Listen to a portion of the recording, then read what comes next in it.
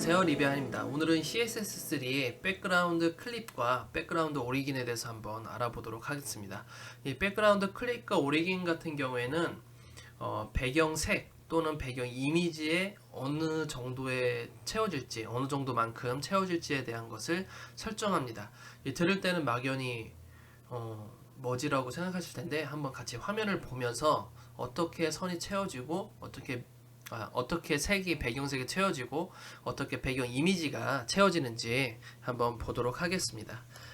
자, 우선은 제가 이미지를 하나 준비했는데요. 우선 가로 세로 300픽셀과 그리고 선을 주었는데 선에 대해서 선의 색을 좀 투명한 선을 줬습니다. 검은색의 반투명한 선을 줘서 배경색의 핑크가 뒤에 약간 비칠 수 있도록 만들어 보았어요. 화면을 좀 확대해 볼까요? 자, 이렇게 만들었고요. 그리고 패딩도 좀 주었습니다. 패딩을 주어서 안에 텍스트를 넣게 되면 이렇게 보여지게 되죠. 자, 텍스트 흰색으로 한번 바꿔볼게요. 자, 이렇게 해서 텍스트까지 보여지겠죠. 패딩 안쪽에서 텍스트가 써지게 되고요. 그리고 이미지 하나 준비했습니다. 그리고 배경에는 배경색을 핑크색으로 넣었고요. 백그라운드 사이즈는 우선 꽉 차게 만들어 주었습니다. 자, 우선 첫 번째로 할 게 백그라운드 오리긴을 할 텐데요. 백그라운드 오리긴 같은 경우에는 배경 이미지가 채워지는 영역을 선택을 할 수가 있어요. 지금 우리가 보면 이 조건을 한번 볼게요. 우선은 사각형 300 가로 300 세로 300 픽셀이 있었죠. 그렇다라고 하면 보더가 그 상태에서 보더가 10픽셀이 들어갔고요. 그리고 패딩도 들어갔죠. 자, 이 세 가지 형태를 보고 우리가 배경을 어느 정도까지 채워 넣을지를 정할 수가 있어요. 자, 우선 첫 번째로 기본으로 돼 있는 것은 우리가 패딩을 무시하고 패딩까지 차는 거죠. 패딩을 줘도 패딩까지 배경 이미지가 들어가고 선에는 배경 이미지가 안 들어가게 되는 것이죠. 그게 기본적으로 백그라운드에서 오리긴에서 기본적인 게 패딩 박스입니다. 지금 우리가 기본 설정이 패딩 박스로 되어 있어요.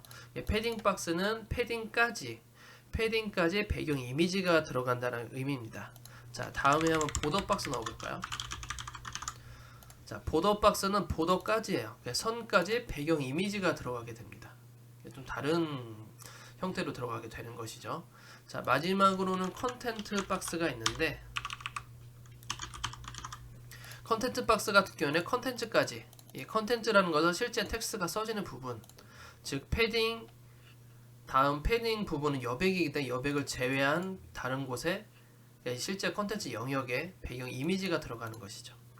그래서 이 값들이 좀 헷갈려 하실 수가 있는데 좀 주석 처리를 해서 좀 정리를 해드리면, 처음에 보더 박스가 있었죠. 그리고 패딩 박스, 그리고 컨텐츠 박스가 있었어요. 이 세 가지를 어떻게 구별하냐면 이 앞에 있는 단어까지 배경이 채워진다고 보시면 돼요. 보더 박스는 선까지, 선을 포함해서 배경 이미지가 채워진다. 패딩 박스는 패딩까지, 패딩을 주어졌으니까 패딩까지 채워지는 거고, 컨텐트 박스는 보더 패딩 제외한 나머지 일반 기존 컨텐츠, 우리가 생각하는 컨텐츠 영역 안에 들어가게 되는 것이죠. 이렇게 배경 이미지의 범위를 넣어줄 수가 있어요. 자, 그렇다면 이 배경색 또한 같은 값으로 넣어줄 수가 있습니다. 그 배경색에 대한 들어가는 범위를 설정하는 것이 백그라운드 클립인데요. 백그라운드 클립도 마찬가지로 이렇게 세 가지 값이 있죠. 첫 번째로 기본이 보더 박스예요. 백그라운드 컬러는 기본적으로 클립이 보더 박스까지 들어갑니다. 보더 박스라는 것은 아래도 설명을 드렸지만 배경 색까지, 선까지, 선을 포함해서 배경 색이 들어가는 것입니다. 근데 선을 제외하고 패딩까지 들어가고 싶다. 그러면 패딩 박스로 넣어주시면 되겠죠. 그러면 외곽선에는 이 핑크색의 배경색이 안 들어가서 우리가 실제 제공했던 이 선에 50% 오파시티가 들어간 검은색, 즉 회색 선이 들어가게 된 것이죠. 자, 마지막으로는 컨텐츠 박스. 컨텐츠 박스는 바로 패딩을 제외한 실제 텍스트가 시작되는 부분부터가 이제 컨텐츠 박스가 됩니다. 그러면 배경 오리긴과 백그라운드 오리긴과 클립만 이 종류를 알아두시면 될 것 같아요. 백그라운드 오리긴 같은 경우에는 배경 이미지에 얼마만큼 채워질지, 선택한 영역에서 얼마만큼 채워질지를 정하는 거고요. 백그라운드 클립 같은 경우에는 이 배경 정해진 영역에 배경 색이 얼마만큼 채워지는 거지. 오리긴은 이미지, 클립은 색상이라고 보시면 되겠습니다. 자, 그렇다면 지금 이런 것을 가지고 어떻게 실물을 활용할지 간단한 예제 하나를 보도록 할게요. 네, 이렇게 달력을 한번 준비했는데요. 인풋 타입 우선 텍스트로 하겠습니다. 데이트도 쓸 수 있지만 여러 가지 또 초기화 작업이 필요하기 때문에 인풋 타입 텍스트로 해서 한번 요 달력 인풋을 한번 만들어 볼게요. 우선 코딩부터 한번 해볼까요? 우선 기존에 작업했던 건 지워주고 인풋 요소만 하나 만들어서 자, 밸류 넣어줘야겠죠? 밸류 값을 넣어주겠습니다. 자, 이렇게 해서 한번 보여주도록 할게요. 자, 이 상태에서 이제 디자인 한번 들어가 볼까요? 디자인을 가로 세로 우선 가로는 안 줘볼게요. 이따 보여드릴 게 있어서 38픽셀 세로에다가 3개 있네요. 자, 높이가 38픽셀 그리고 선이 1픽셀이 들어가게 됩니다. 자, 그리고 배경색이 있었어요. 배경색 한번 넣어보도록 할게요. 자, 배경색도 넣게 되었습니다. 자, 배경 이미지 같이 넣어볼까요? 배경 이미지를 넣어보겠습니다. 자, 준비된 게 요 배경 이미지였고요. 자, 반복하지 않음을 해겠죠. 자, 그럼 이렇게 들어가게 되었죠. 우리가 기존에 이 배경 이미지를 위치하기 위해서는 왼쪽에서 오른쪽으로 계산했어요. 왼쪽에서 오른쪽으로 가게. 왜냐하면 이 부분에 대해서 오른쪽으로부터 출발할 수 없기 때문에 배경 이미지는 왼쪽으로 계산했다라는 거죠. 자, 왼쪽으로 한번 계산해 보겠습니다. 104픽셀. 자, 그러면 X축은 104픽셀이 되고 Y축은 가운데 센터로 넣겠습니다. 자, 그러면 이렇게 나오게 되겠죠. 지금 가로 사이즈가 없어서 그러는데 한번 가로 사이즈까지 넣어 볼게요. 배경 이미지를 정확한 위치에 놓기 위해서 가로 사이즈가 필요할 것 같아요. 131픽셀이 되겠네요. 그러면 이게 100픽셀 넣겠습니다. 자, 그리고 텍스트도 앞에 띄워놔야겠죠. 왼쪽으로 패딩을 좀 줄게요. 7픽셀 주면 되겠네요.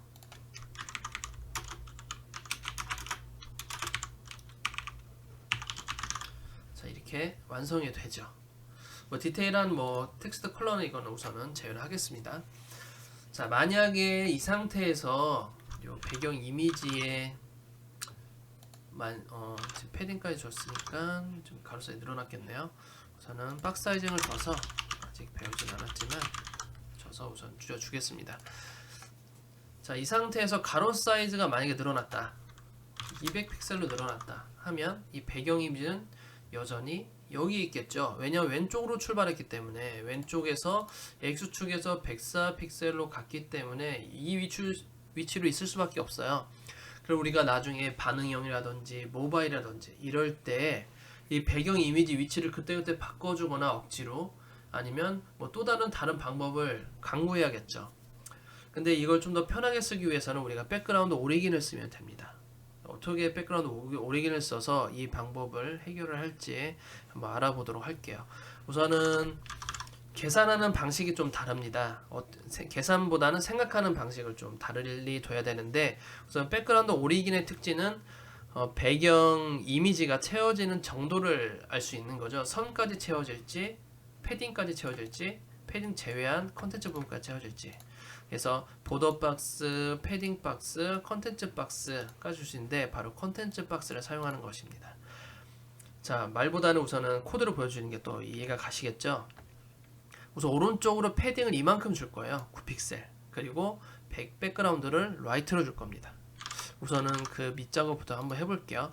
오른쪽으로 9픽셀을 줄 거예요. 뭐 별 반응은 없을 거예요. 그냥 9픽셀이 들어간 것 뿐이니까. 지금 화면을 보게 되면 오른쪽에 9픽셀밖에 없는 거예요. 근데 딱히 뭐 할 게 없죠. 우선은 그리고 배경을 104픽셀이 아니라 라이트로 하겠습니다. 맨 오른쪽으로 붙게. 그러면 배경 이미지가 현재 이렇게 패딩까지 포함해서 배경 이미지가 들어가는 것이죠. 만약 이 상태에서 백그라운드 오리gin을